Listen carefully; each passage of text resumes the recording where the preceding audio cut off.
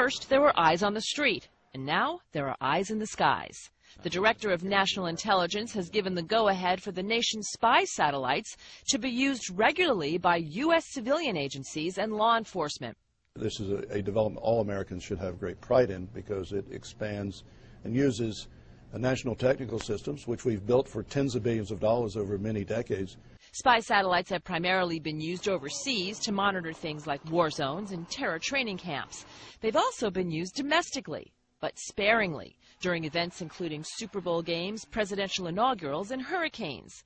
Homeland Security officials say the satellites will now be used to protect borders and critical infrastructure, which includes ports, and looking at potential vulnerabilities and threats, as well as consequences of attacks. Next in line, law enforcement agencies, which are expected to start using them next year.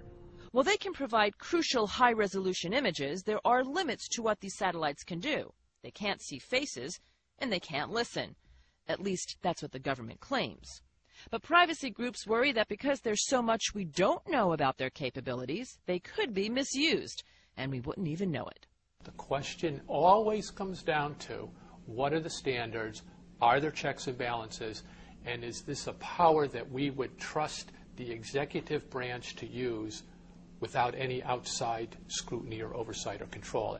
Homeland Security officials insist that they are subject to a great amount of oversight and review, but in many ways this is just one more case of the government figuring it out as it goes in the war on terror. Kelly Arena, CNN, Washington.